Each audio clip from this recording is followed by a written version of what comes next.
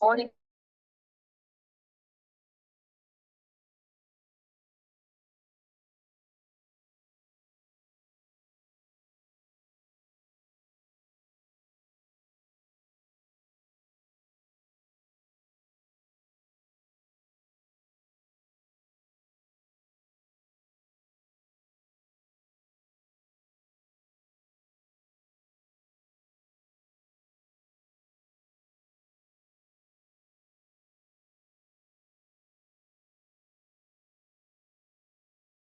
네, 안녕하세요.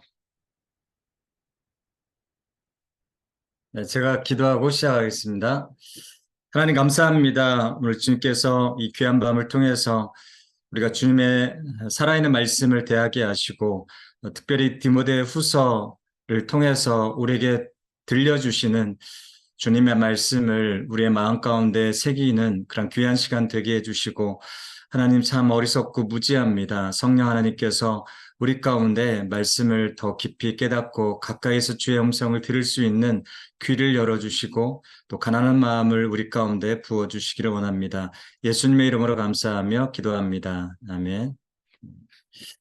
네, 오늘부터 이제 디모데후서 총 4장인데요. 1장부터 강의를 좀 해보겠습니다. 어, 너무 무거운 마음보다는 좀 가벼운 마음으로 디모데후서 4장밖에 안 되니까 1장 1장 한 장씩 이렇게 같이 무슨 의미인가 하나만이라도 제대로 의미를 마음 가운데 새기면 되지 않겠나 싶습니다. 자, 먼저 한번 그 화면을 같이 보도록 하겠습니다.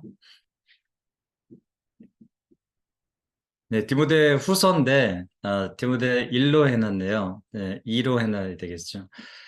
전체 주제는 은혜 속에서 강하고입니다. 그래서 이게 2장 3절의 말씀인데, 디모데에게 보내는 개인적인 편지죠. 우리가 그래서 디모데 후서를 한번 스케치해보자.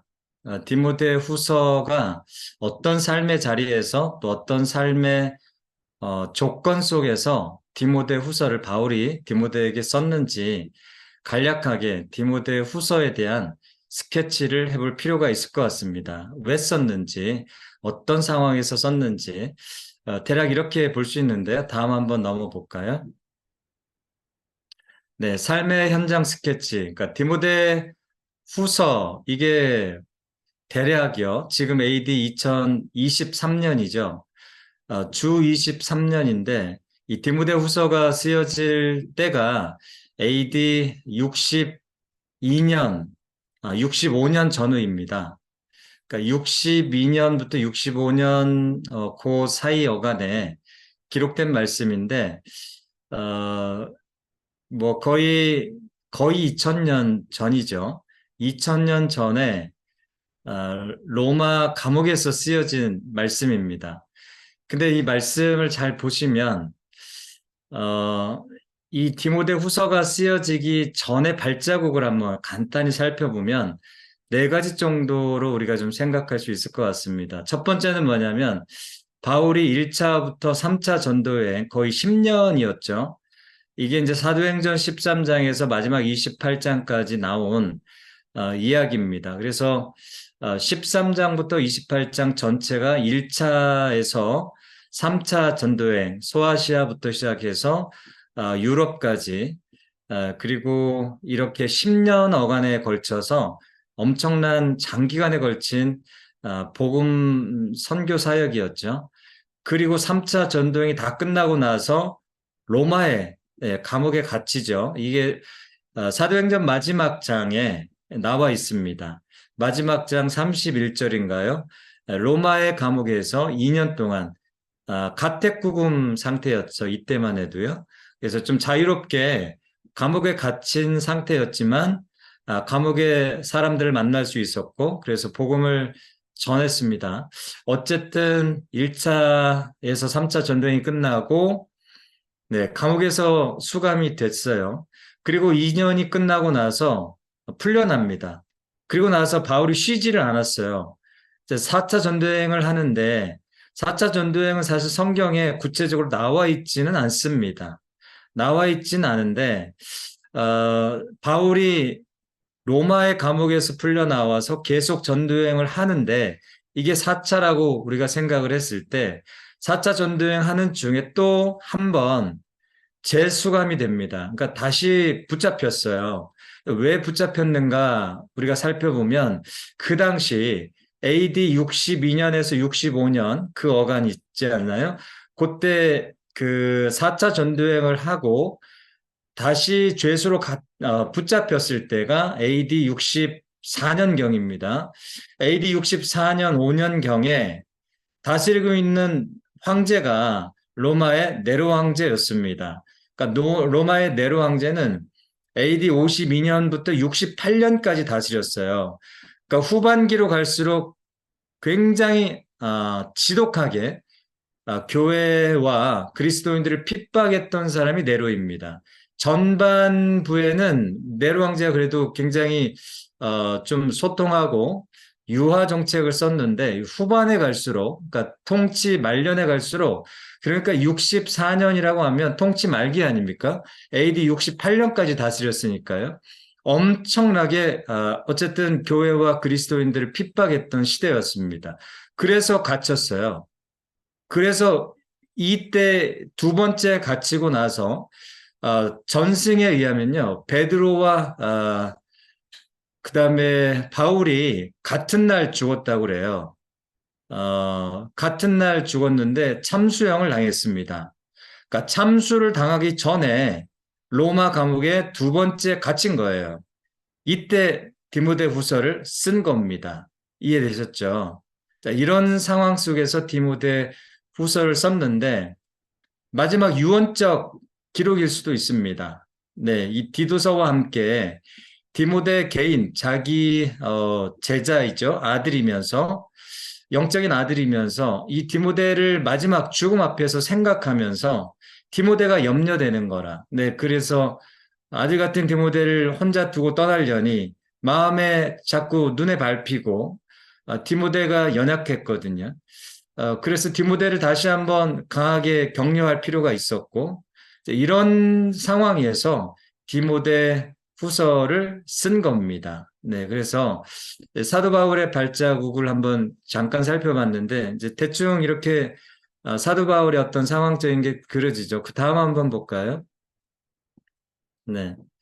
자, 우리가 한번 삶의 스케치를 대충 그렸는데 조금 더 디모데 후서의 삶 속으로 2000년 전을 우리가 좀 거슬러 올라가서 시대를 거슬러 올라가서 바울이 어떤 상황 속에 그리고 어떤 삶의 자리에 있었는가를 한번 이해할 필요가 있을 것 같습니다.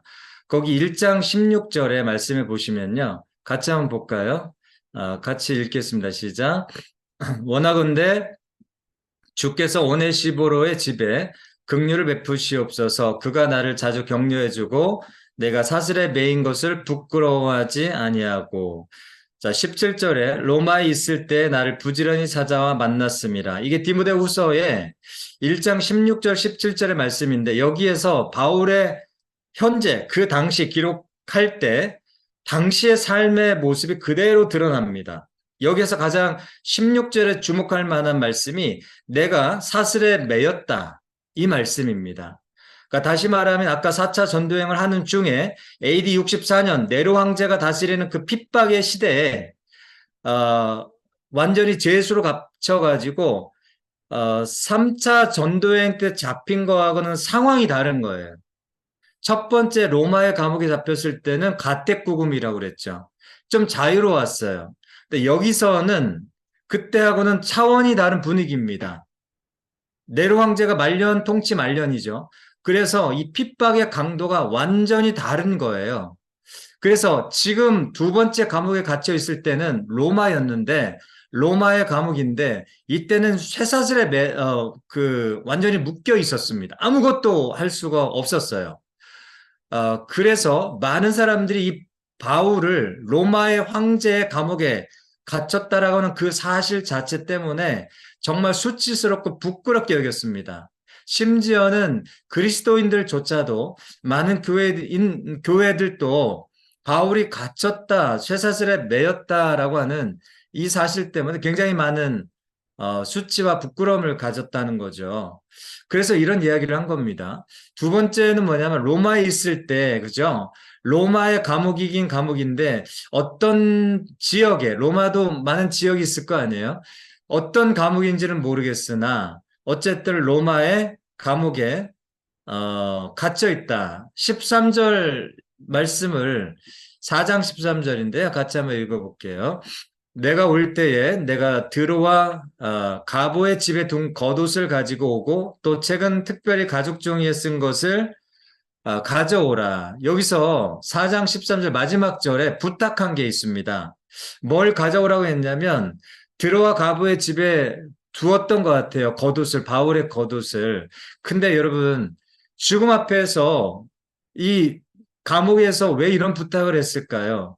얼마나 추웠으면 그 냉기와 그 지하 감옥에서 얼마나 추웠으면 그 음지의 추위를 혹시 아십니까? 우리는 난방이 돼서 모르겠지만 사실은 음지가 겨울에 그리고 지하 감옥에서 굉장히 춥고 냉기가 있고 그리고 또 한 가지 우리가 주목할 것은 또 책은 특별히 가죽 종이에 쓴 것을 가져오라. 왜 가죽 종일까요? 이거는 뭐냐면 그 지하의 감옥이 굉장히 습하다는 걸 우리가 생각할 수 있습니다. 햇볕이 안 들고 음지였고 습기가 많았다. 제가 그 99년도 중국 심천에 갔을 때 아주 굉장히 좀 특별한 좀 사실을 하나 알았어요. 뭐냐면 겨울인데 햇볕이 안 들어요. 이 아파트 안에. 근데 습하니까 벽에서 물이 줄줄줄 흐르더라고요. 그런 거 보셨어요? 습한데 보통은 천장에 습기 내지는 물방울이 맺힌다거나 그런 것은 뭐 볼 수 있지만 벽에 겨울에 습해가지고 햇볕이 들지 않은 그 음지 벽에 말이에요. 물기가 막 줄줄줄 흘러내리는 모습들 보신 적 있으세요? 굉장히 불쾌합니다. 이게 이 햇볕이 없고 습하고 춥고 이게 굉장히 사람의 정서를 내리 눌러버려요. 굉장히 우울하고 그렇습니다.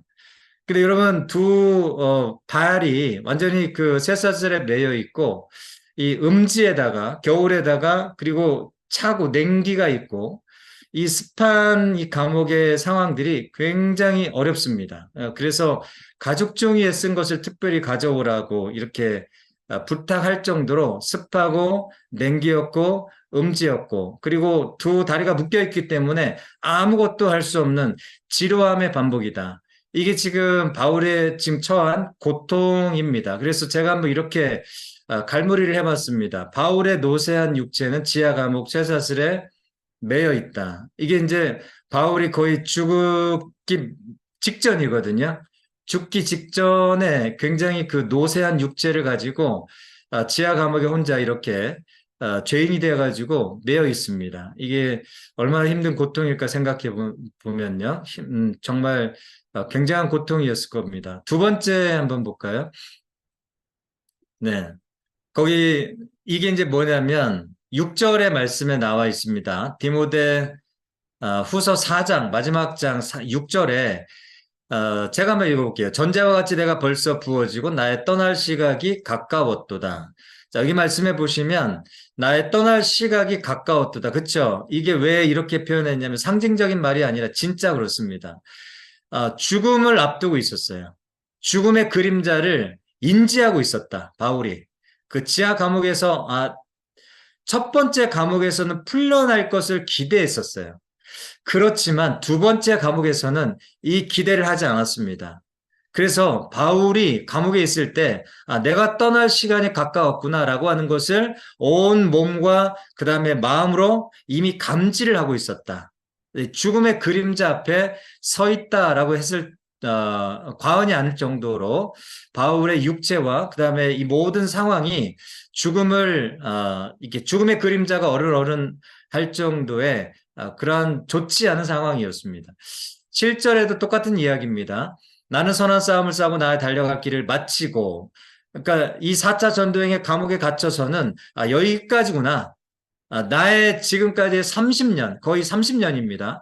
바울이 처음 개종해서 지금까지 주님을 위해서 힘써 사역하고 섬겼던 그 모든 30년의 삶의 종착지가 여기구나. 이 감옥에서 나의 모든 싸움이 여기까지구나. 그렇게 감지를 했다 이 말입니다. 8절 말씀 보시면요. 그래서 나를 위하여 의의 면류관이 예비되었으므로 이런 말을 합니다.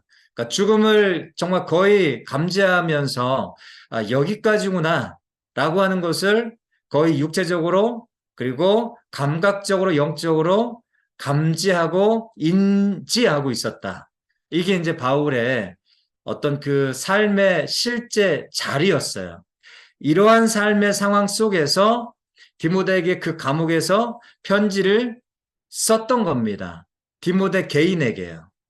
이제 개인 서신이죠. 그리고 옥중 서신이기도 하고 또 목회 서신이기도 합니다. 왜냐하면 목회에 필요한 지금 디모데가 목회하고 있잖아요. 그래서 그 디모데에게 편지를 쓰기 때문에 이 세 가지 성격이 다 있는 거예요. 개인적으로 보냈죠. 목회에 필요한 여러 가지 권면과 교훈을 전해줬죠. 그리고 네, 감옥에서 보냈다라고 하는 거. 이 세 가지 성격이 다 있습니다. 자, 그러면 우리가 바울의 상황을 한번 살펴봤는데요. 우리가 디모데 속으로 한번 들어가 볼까요? 이게 주요한 게 두 사람이 쓰기 때문에 바울이 쓰고 디모데가 받고 그래서 이 두 사람을 우리가 삶의 자리를 이해할 필요가 있습니다. 디모데를 한번 볼게요. 자, 제가 디모데의 연약함 속으로 이렇게 표현했습니다. 바울은 뭐라고 그랬죠? 고통 속으로. 네, 디모데는 연약함 속으로. 이렇게 한번 규정해 봤어요. 그래서 바울은 심각한 고통 가운데 있고요. 죽음 앞에 있고, 죽음과 고통. 그리고 디모데는 연약함 속에서 굉장히 버거워하고 있다. 이게 지금 디모데가 직면하고 있는 삶의 자리다. 그래서 12절에 한번 그 디모데 전서에 나와 있는 말씀인데요. 이 디모데 전서와 후서는 그렇게 시간적 차이가 나지 않습니다. 그래서 같이 한번 보시면 같이 읽어볼까요? 시작. 누구든지 내 연소함을 업신여기지 못하게 하고 디모데전서 4장 12절에 연소함이라는 게 여러분 아시는 것처럼 나이가 어리다는 거예요. 우리가 민증 까봐 우리 그 사실은 우리나라도 이게 수직 사회지 않습니까? 동양 문화는요. 뭐 이스라엘은 제가 뭐 살아보지 않아서 모르겠지만 적어도 이 그 동양 아시아 문화는 사실은 서양처럼 이렇게 수평 문화는 아닙니다. 이제 수직적인 사회 구조죠. 그리고 2000년 전이라고 하면 우리가 생각해 볼 때 가부장적 전통 사회란 말이에요. 유대 이스라엘도 마찬가지였습니다. 남성 의지의 사회, 그리고 가부장적 전통의 사회, 그리고 아시아 문화권. 우리가 이 평등하진 않다. 네, 그래서 이 수직적인 어떤 그 구조를 가지고 있다라고 생각을 했을 때 디모데가 이때가 여러분 그 얼마 정도가 되냐면요. 바울을 그 루스드라 자기 고향에서 1차 전도여행 때 만났죠. 근데 이제 바울과 이렇게 만나고 나서 한 거의 15년이 흘렀습니다. 15년 동안 이렇게 바울에게 훈련받고 그리고 이제 사역자로 선 건데요. 여러분 얼마나 됐을 것 같아요? 디모데 어, 대략적으로 추측할 때 이 연소함이 우리가 지금 나이로 따졌을 때 디모데가 20대 중반 정도로 추정을 합니다. 네, 20대 중반 그리고 많아봤자 30대 초반 우리가 그렇게 지금 이제 추정을 할 수 있는데 그러니까 여러분 20대 중반에서 30대 초에 초년 아마추어 목회자를 생각하시면 될 것 같아요. 우리 이주원 전수사님 지금 20대 후반이신데 이제 20대 후반 지금 28인가 그렇죠? 20대 후반 중반에서 30대 초반의 젊은 목회자가 경험도 없이 한 교회를 담임하고 있어요. 에베소 교회입니다. 에베소 교회를 지금 이제 첫 번째 바울이 개척했죠. 그쵸? 네. 그리고 이제 그 디모데가 이어서 담임 목사를 하고 있는데 얼마나 힘들겠어요. 이게 사실은 뒤에서 이렇게 배우는 것과 자기가 모든 그 절대 책임을, 무한 책임을 지고 앞에 서는 것과는 완전히 다른 거죠. 이 그 중압감은 20대 중반에서 30대 초에 젊은 청년 디모데가 감당하기는 너무나 버거운 역기다. 너무나 역량을 초과한 삶의 역기를 지금 지고 있다. 이게 디모데의 삶의 자리예요. 네, 디모데의 삶의 자리. 거기에다가 23절 말씀 보시면 같이 한번 읽어볼까요? 이제부터는 물만 마시지 말고 내 위장과 자주 나는 병을 위하여는 포도주를 조금씩 쓰라. 거기에다가 20대 중반의 이 청년이 어, 병을 안고 있었던 것 같아요. 근데 이게 무슨 질병인지에 대해서는 정확하게 나오진 않았지만 여기 보면 내 위장, 그러니까 위에 대한 거죠. 스트레스를 받을 신경성 어떤 그 위험, 내지는 위궤양 정도의 어떤 그 병으로 생각할 수도 있을 것 같고 어쨌든 소화기관에 어떤 그 문제가 있다. 신체적으로. 자주 나는 병이라고 했으니까 스트레스를 받거나 내지는 어떤 중압감 때문에 어떤 자꾸 이렇게 반복적으로 치르는 어떤 육체적인 어려움이 있었다는 거죠. 네, 그래서 포도주를 조금씩 쓰라라고 했을 때 우리가 생각을 해보면 이런 위장 장애, 그 소화기관과 관련된 어떤 그 반복적인 질병이 있었다는 거죠. 그러니까 얼마나 힘들겠어요. 몸이 건강해도 힘든데 몸이 건강하면 건강하지 못하면 사실은 정서에도 영향을 미치지 않습니까? 그래서 이런 그 경험적인 연소함이 있고요. 그 다음에 나이의 연약함, 연소함, 그리고 그 질병 치레, 이런 것들이 이 디모데의 어떤 그 연약함을 자제하고 있었던 부분입니다. 그러다 보니 7절의 말씀에 이게 이제 그 1장 7절입니다. 디모데 후서 1장 7절. 거기 한번 보시면 같이 한번 읽어볼까요? 하나님이 우리에게 주신 것은 두려워하는 마음이 아니요. 오직 능력과 사랑과 절제하는 마음이. 이게 누구한테 보내는 거냐면 디모데 개인에게 보내는 겁니다. 교회에게 보내는 게 아니고요. 디모데에게만 편지 쓴 거예요. 그러면 여기서 대상이 두려워하는 마음이 아니라고 하는 권면의 대상이 불특정 다수가 아니라 여기는 디모데예요. 디모데에게 뭐라고 충고했냐면, 권면했냐면, 디모데야 두려워하지 마라. 이렇게 말을 해준 거예요. 그러니까 평소에 디모데가 성격적으로 담대하지 못하고 이렇게 움츠러드는 두려워하는 마음이 굉장히 기본적인 어떤 그 기질이라고 할까요? 이런 디모데의 연약함이 있었습니다. 그러다 보니 성품적인 연약함, 기질적인 연약함, 나이의 연소함, 그다음에 육체의 질병과 함께 정서적인 어떤 뭐랄까요? 그런 단단하지 못한 감정들, 이런 것들이 지금 디모데가 가지고 있는 삶의 자리였습니다. 거기다가, 자, 우리 다음 한번 볼까요? 디모데의 무거움이 또 한 가지 이렇게 눌러져 있어요. 그게 뭐냐면 3절의 말씀, 디모데 전서의 말씀인데요. 3절 1장 시작. 내가 마게도냐로 갈 때에 너를 권하여 에베소라 머물라 한 것은 어떤 사람을 명하여 다른 교훈을 가르치지 말며, 이게 지금 잘 보시면요. 디모데에게 이야기한 거예요. 디모데를 어디에다 떨어뜨려 놨냐면 바울이 굉장히 그 강하게 훈련하죠. 디모데 혼자 에베소에 이렇게 떨어뜨려 놨어요. 에베소 교회를 담당하라고 이렇게 에베소 교회를 3차 전도행 때 개척하지 않았습니까? 그쵸? 거기서 2년 동안 목회했잖아요. 그러면서 에베소 교회를 개척했는데 거기다가 에베소 교회에다가 자기가 마게도냐 유럽으로 가면서 디모데를 거기다 그냥 혼자 놔뒀어요. 목회해라. 근데 거기 목회 상황이 그렇게 호락호락하지 않았다. 그 3절 밑에 두 번째 문장을 보시면 어떤 사람들을 명하여 다른 교훈을 가르치지 말며, 이게 무슨 말이냐면 그 에베소 교회에 다른 교훈을 가르치는 이러한 거짓 선생과 사도가 있었다는 이야기입니다.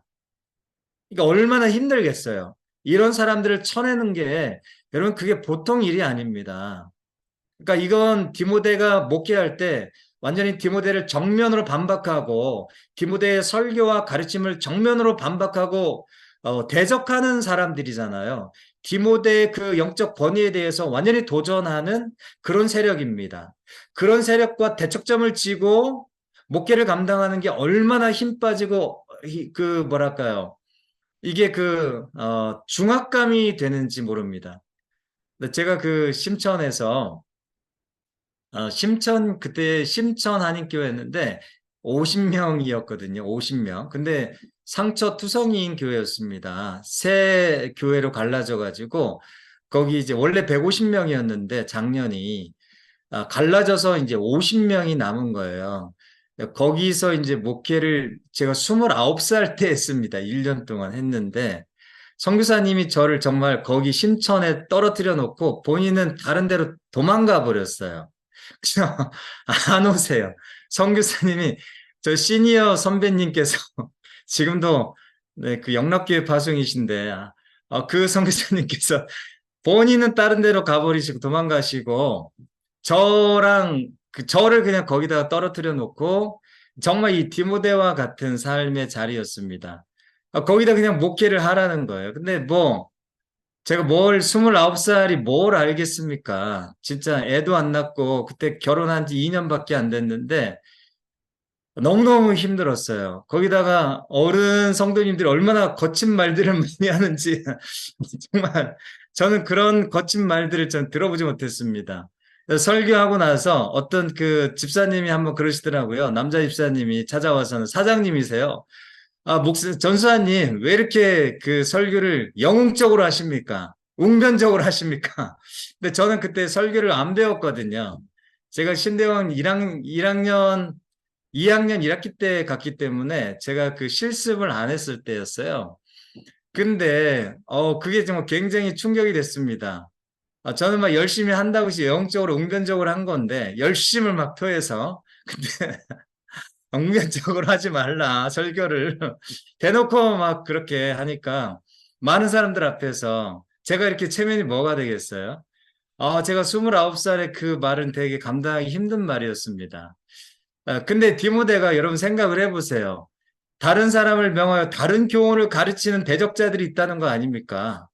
설교하고 성경 공부할 때, 당신의 그 복음은 틀린 복음이다.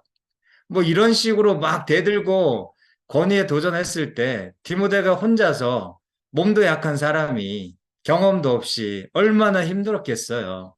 그러니까 이제 바울이 감옥에서 이렇게 자기 죽음 앞에 두고 디모데가 목회할 것들을 상상하면서 뻔히 이게 그림이 그려지는 거죠. 그러니까 얼마나 애가 닳고 얼마나 눈에 밟히고 얼마나 기도가 많이 됐겠습니까? 그런 아버지의 심정으로 죽음 앞에서 유언적으로 내 사랑하는 아들 디모데에게 보내는 편지였습니다. 그래서 이게 이제 15절이 뭐냐면요. 디모데후서 1장 15절의 말씀에 이게 이제 그 당시의 상황이에요. 같이 한번 읽어볼게요. 시작. 아시아에 있는 모든 사람이 나를 버린 이 일을 내가 아나니 그 중에는 부겔로와 허모게네도 있느니라. 자, 이게 무슨 말씀이냐면 아시아에 있는 모든 사람이 나를 버렸대요. 야, 이거는 진짜 여러분 그 1차 전도여행 때 소아시아에서 얼마나 많은 부흥이 일어났습니까? 안 그래요? 근데 그 아시아에 있는 모든 사람이 나를 버린 이 일을 네가 안 하니 아까 제가 처음에 서두에서 삶의 스케치 하면서 AD 64년에 네로 황제가 정말 굉장한 지독하게 핍박했다고 그랬죠. 왜 모든 사람이 나를 버렸다고 했겠어요? 두 가지입니다. 하나는 너무나 핍박이 심했고, 두 번째는 바울이 로마 황제의 감옥에 갇혔기 때문에, 황제의 죄인이 됐기 때문에 부끄럽고 수치스럽게 여긴 거예요. 그래서 바울에게 등을 돌려버린 겁니다. 이게 얼마나 바울 자신에게 뼈아픈 상처가 됐을까요? 야, 내가 지금까지 도대체 뭐 한 거냐 도대체. 30년 동안 씨 뿌린 게 도대체 이거냐? 라고 하는 어떤 그 허탈감, 허무함, 실패감, 좌절감. 이런 것들이 한꺼번에 몰려오면서 혼자 있는 바울에게 얼마나 그 좌절감을 안겨줬을까. 그러니까 이런 상황 속에서 이런 그 디모데가 이런 상황 속에서 목회를 감당해야 되는 거였어요. 그래서 저는 이렇게 표현해 봤습니다. 디모데는 지금 자신의 역량을 벗어난 삶의 역기를 지금 들고 있는 상황이다. 네, 이렇게 표현해 봤습니다.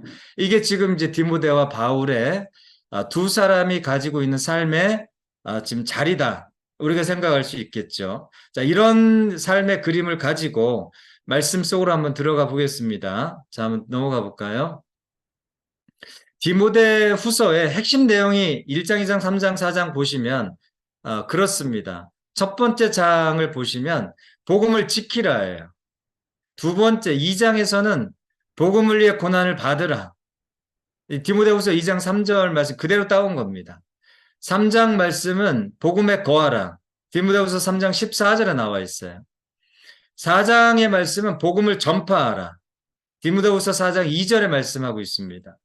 그러니까 여러분 1장, 2장, 3장, 4장에서 공통적으로 바울이 지금 피를 토하고 있는 게 뭐죠? 복음을 위해 고난을 받고 복음에 거하고 복음을 전파하고 복음을 지켜라라고 하는 거예요.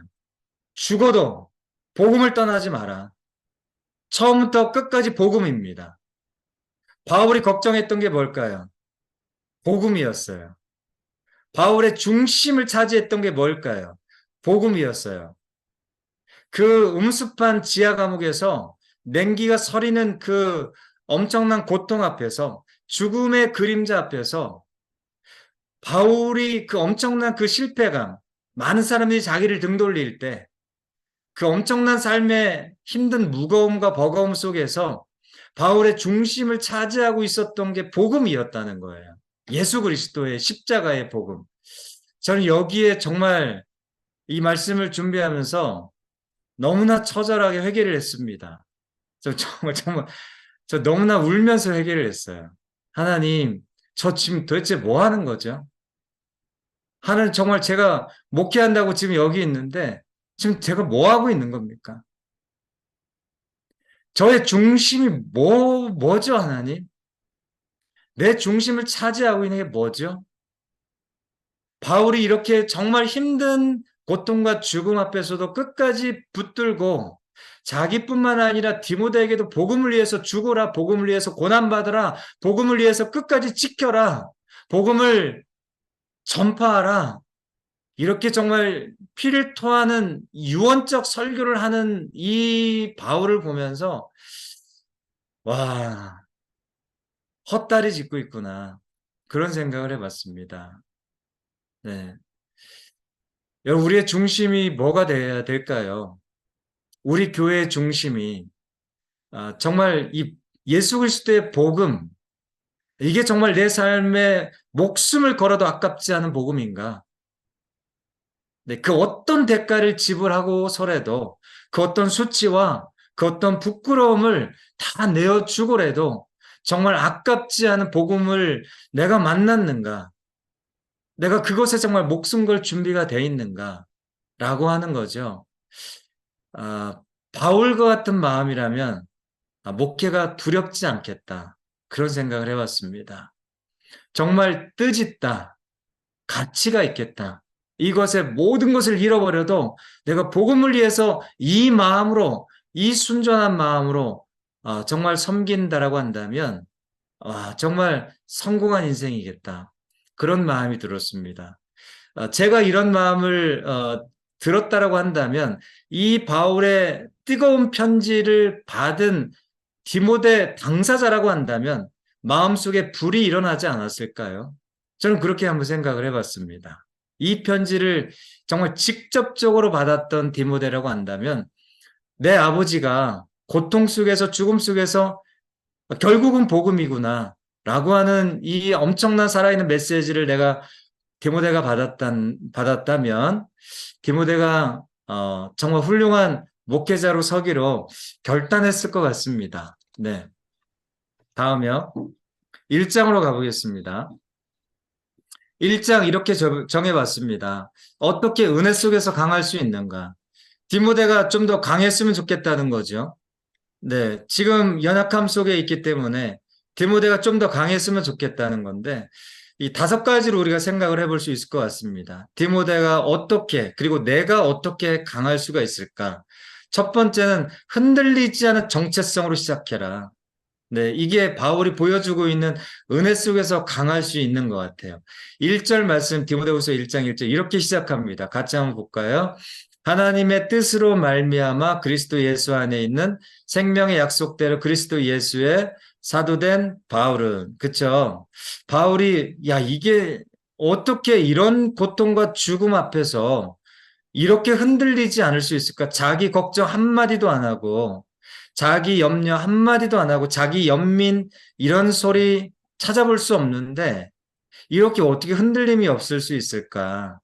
이 첫 번째 하나님의 뜻에 대한 아주 강력한 확신이었다는 거예요.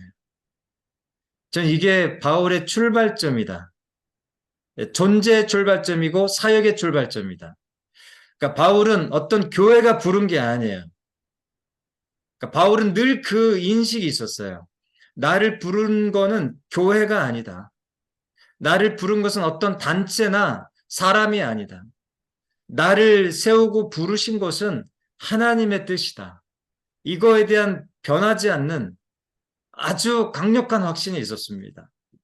이 정체성이 흔들리면 안 돼요. 내가 누구의 교회, 누구의 후원, 이게 아니고요. 하나님이 나를 보내셨다. 하나님이 나를 세우셨다.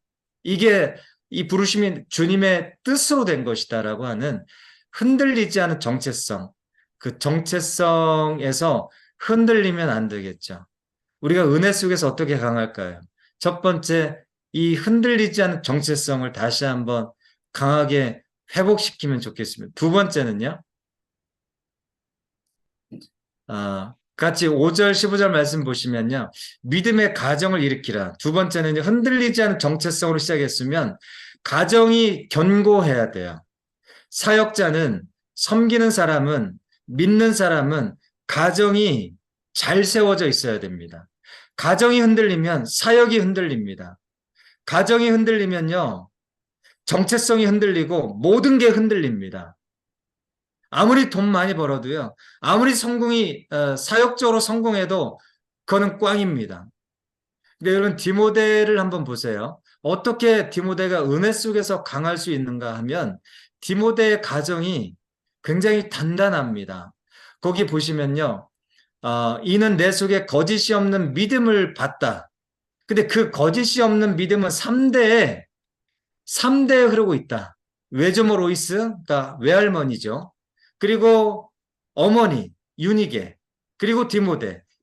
외할머니부터 어머니, 그리고 디모데에 이르기까지 3대에 걸친 믿음의 단단한 삼겹줄을 본 거예요. 그러니까 얼마나 이 디모데를 위해서 외할머니 때부터 기도를 심었겠습니까? 그렇죠?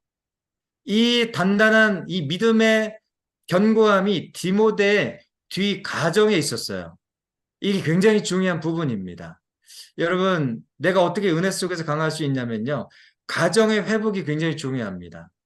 진짜 가정이 믿음에 견고하게 섰을 때요. 돈이 없어도 조금 사회적으로 잘 못 나가도 괜찮아요. 얼마든지 돈은 또 잘 벌 수 있고 내 자녀가 또 성공할 수도 있고 그런 겁니다. 언제나 이것은 높이 올라갈 수도 있고 낮아질 수도 있는 상황이에요. 상황적, 조건적인 겁니다. 근데 믿음은 그렇지 않아요. 믿음은 계속 누적되는 겁니다. 그래서 여러분, 우리의 내 지금의 가정에 믿음의 가정을 다시 한번 견고하게 일으키는 부분들을 위해서 기도하기 시작하시면 좋을 것 같아요. 그래야 내가 강할 수 있습니다. 여러분, 밖에서 아무리 성공하고 하하호호 웃어도 집으로 들어가서 지옥이면 뭐예요? 거기서 패배하고, 거기서 영적 전쟁에서 무너지고, 거기서 완전히 참담한 감정을 겪으면 그 뭐 하는 겁니까? 힘 나겠어요? 안 나죠. 믿음의 가정에서 행복해야 돼요. 그래서 사역자들의 가정을 위해서 많이 기도해 줘야 되고, 우리 성도님들의 가정이 은혜 속에서 강하려면 가정이 진짜 먼저 부부가 행복해야 돼요. 부부가 행복하고 서로 안아주고 서로 격려해주고 이런 분위기 있지 않습니까? 네. 서로 소통이 잘 되고 이것보다 천군만마가 없거든요. 여기서 무너지면 안 됩니다. 네. 은혜 속에서 강하는 거는 내가 집안에서 행복해야 돼요. 15절의 말씀 보시면 디모데후서 3장 15절인데 또 어려서부터 성경을 알았나니 그러니까 이게 말씀에 어려서부터 성경을 가르쳤다는 거죠. 어머니가 아니면 외할머니 어머니 계속 성경을 가르쳤습니다. 근데 이 가정이요 상처가 있는 가정이에요. 혼혈 가정이에요. 아버지가 헬라 사람이에요. 사도행전 보시면 네, 사도행전 14장에 나올 겁니다. 아버지가 헬라 사람에다가 어머니가 유대인이에요. 그러니까 지금도 혼혈 가정이라고 한다면 굉장히 어렵지 않습니까? 근데 사실은 그 당시에 2000년 전에 혼혈 가정이라고 했을 때 특히 유대인들에게 혈통을 중요시하는 그런 사람들에게 아버지가 헬라 사람 이방인이라고 했을 때 그게 이제 디모데가 이제 가질 수 있는 그런 어떤 그 핸디캡이 될 수 있는데 이런 거짓이 없는 순전한 믿음이 디모데에게 있었다고 하는 것은 그만큼 많은 기도와 성경 말씀을 가지고 양육을 잘했다는 이야기입니다. 이 부분을 위해서 여러분 기도하십시오. 너 좌절하지 마시고 기도하시면서 여러분이 먼저 시작하시면 됩니다. 네, 절대 좌절할 필요 없습니다. 그 다음에요, 세 번째는요. 영적 멘토를 세워라. 네, 은혜 속에서 강할 수 있는 세 번째는 뭐냐면 영적인 멘토를 내가 세우는 겁니다. 거기 보니 2절, 3절, 4절 말씀 보시면 디모데후서 사랑하는 아들이라고 표현하죠. 3절에 쉬지 않고 너를 생각한다. 네, 네 번째, 내 눈물을 생각하여 너 보기를 원함은 그러니까 바울이 디모데를 위해서 얼마나 많이 기도했겠습니까? 외할머니 기도해, 어머니 기도해. 그리고 영적인 멘토 바울이 기도해줘. 여러분, 더 바랄 게 있어요? 여러분, 이런 사람이 은혜 속에서 강하지 않을 수 있을까요? 아무리 자기가 몸이 연약하고 기질적으로 약함이 있다고 해도 여러분, 이런 사람들은 성공할 수밖에 없는 겁니다. 여러분, 주위에 영적인 멘토를 일으키세요. 하나님 저에게 영적인 멘토를 주십시오. 그게 권사님이든 또 목사든 선교사든 많은 영적인 메토드를 많이 두십시오. 저를 위해서 기도해 주십시오. 기도를 구걸하셔야 돼요. 뭐 다른 건 구걸 안 해도 되는데 기도는 구걸하셔야 됩니다. 저를 위해서 기도해 주십시오. 네, 왜 못합니까? 할 수 있죠. 네, 네 번째 한번 볼게요. 이제 다섯 번째까지만 하면 다 하는데 기름 부으심을 위해서 기도하라. 여섯 번째 같이 한번 읽어볼까요? 시작. 그러므로 내가 나의 안수함으로 내 속에 있는 하나님의 은사를 다시 불릴 듯하게 하기 위하여 너로 생각하게 하노니. 디모데후서 1장. 여러분 이게 은혜 속에서 강하는 네 번째 비결은 뭐냐면 내가 계속 뭐예요? 기름 부으심을 받는 거예요. 여기도 말하잖아요. 내가 안수함으로 사도 바울이 안수해 줬어요. 여러분 그 기름 부으심이 얼마나 심하겠습니까? 엘리야가 엘리사에게 기름 부었죠. 그쵸? 그래서 그 엘리야의 능력이 엘리사에게 흘러갑니다. 사도 바울이 얼마나 기름 부으심이 강한 사람이에요. 말씀의 기름 부으심, 치유의 기름 부으심, 예언의 기름 부으심, 이 다양한 사역적 기름 부으심이 굉장히 강한 사람인데 내가 안수함으로 내 속에 하나님의 은사를 불릴 듯 하게 하기 위하여 너를 생각하게 한다. 계속적으로 이 은사가 자극되고 이런 기도가 필요합니다. 은혜 속에서 강할 수 있는 굉장히 중요한 비밀입니다. 저도 어떤 설교 전에 저도 또 아까 이 수요 강의 아까 오전에 우리 그 종강 예배도 그랬고 기름 부으심이 정말 중요합니다. 아까 그 7시 반부터 제가 이제 보통 제가 하는 이제 기도는 뭐냐면 그 유튜브에 보시면 3시간 방언 찬양 기도가 있어요. 하여튼 별 기도가 다 있습니다. 근데 저는 그 기도를 틀어놓고 저도 방언을 따라서 이렇게 기도하고 찬양하는데요. 엄청난 주의 기름 부으심이 저에게 그냥 흘러와요. 너무너무 좋습니다. 너무너무 행복합니다. 고단함이 사라집니다. 그거 없으면 저 죽어요. 기름 부어지는 거예요. 하나님 앞에 엎드리지 않으면 안 돼요. 기름 부어지는 겁니다. 그래서 내가 은혜 속에서 강한다라고 하는 것은 그런 거예요. 네. 그래서 거기서 말씀이 해석되고 그 기름 부으심 속에서 내가 주님을 만나고 주님이 나를 만져주시고 그래서 내 어떤 그 감정적인 그리고 무거움이나 내 어떤 그 생각의 복잡함이나 이런 게 그냥 완전히 다 사라져 버립니다. 예, 계속 순간순간 틈만 있으면 그렇게 하나님 앞에 하나님 저에게 안수해 주십시오. 기도 구하는 거죠. 하나님의 도우심을. 여러분 그렇게 좀 나가시면 좋을 것 같습니다. 우리가 여러분 그 많은 사람을 만나는 것도 좋은데요.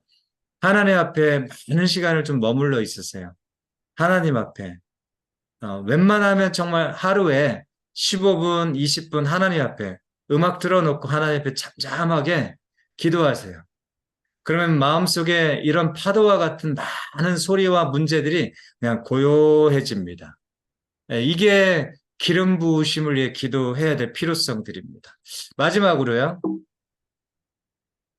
어, 은혜의 복음을 만나라. 네, 은혜의 복음을 만나라. 이게 9절과 10절이 여러분 그 1장에 보시면 18절인데 총 1장이 전체 18절인데 중앙에 나와 있습니다. 이 복음에 대한 설명이 이 복음을 지켜라. 1장 주제가 이 복음을 지켜라잖아요. 근데 이 복음에 대한 내용이 9절과 10절에 중앙에 나와 있어요. 왜 그렇게 했을까요? 디모데에게 가장 지금 핏대 세우면서 전하고 싶은 핵심 이야기가 뭘까요? 디모데야, 복음을 만나야 되고 이 복음을 위해서 네가 지금 목숨 걸어야 돼. 복음을 지켜내야 돼. 라고 하는 당부입니다. 이 복음을 정말 지킬 만한 것인가? 이런 거예요. 영원 전부터 시작된 복음이다, 이거. 영원 전부터 그리고 우리의 행위가 아니라 조건 없이 은혜로 주신 복음이다. 그리고 10절에 굉장히 중요한 게 나왔죠. 사망을 패하는 복음이다. 그러니 이 복음에 대해서 네가 정말 다시 한번 복음을 만나야 된다라고 하는 거예요. 사망을 패하는 복음. 그렇잖아요. 생명과 썩지 아니할 복음. 이 복음을 위해서라면 너의 전부를 들여서 모든 대가 지불을 해서라도 이 복음을 지켜내라. 네, 이런 당부를 지금 일장에서 하고 있습니다. 그래서 은혜 속에서 어떻게 강할 수 있을까? 다섯 번째는 뭐냐면요. 내가 이 십자가의 복음을 계속 만났으면 좋겠어요. 저는 처음에 구원의 공식으로 만났어요. 저는 처음에. 제가 중학교 때, 고등학교 때 구원의 공식점, 구원의 교리로 생각했어요. 근데 저는 이게 지금 이제 수십 년이 저에게 복음, 다가온 복음인데, 이게 삶이구나. 이게 영원한 가치. 십자가를 한마디로 말하면 관통해야 돼요. 십자가를 관통한 사람은 은혜 속에서 강할 수밖에 없습니다. 그래서 우리가 정말 이거 그 구원의 교리쯤으로 천국 가는 어떤 그 공식점으로 이해하는 것이 아니라 우리가 진짜로 내 삶의 가장 중요한 삶의 원칙이자 이것이 내 운명을 바꿀 수 있다라고 하는 그런 정도의 십자가를 관통하는 은혜가 있으면 좋겠습니다. 그래서 마지막 한번 보시면요. 두 가지 사람이 있다는 거예요. 이제 디모데후서 1장 15절과 10절 말씀에 떠나는 사람이 있고 지키는 사람이 있더라. 이게 굉장히 중요한 건데 저는 이게 결론적인 그 뒷부분에 나와 있는 거거든요. 거기 한번 볼까요? 아시아에 있는 모든 사람이 나를 버린 이 일을 내가 아나니 그 중에는 부겔레오와 허모게네도 있느니라. 여기서 아까 읽었던 말씀이죠. 핍박이 심하고 죄인 감옥에 갇히니까 에이구 볼 것 없네 하면서 많은 사람들이 떠나고 배교했단 말이에요. 근데 10절의 말씀, 이게 사도행전 19장 10절입니다. 같이 한번 읽어볼게요. 두 해 동안 이같이 하니 아시아에 사는 자는 유대인이나 헬라인이나 다 주의 말씀을 듣더라. 이게 에베소 목회할 때 아시아라고 하는 지역이 있었어요. 그 지역에 복음을 전할 때 아시아에 사는 자는 다 주의 말씀을 들었는데 어느 순간에 감옥에 갇히니까 어때요? 그 아시아의 모든 사람이 다 바울을 버렸어요. 복음을 다 버렸어요. 떠나는 사람들이 있더라. 복음을 들었는데 떠나는 사람들이 있더라. 네, 지금도 마찬가지죠.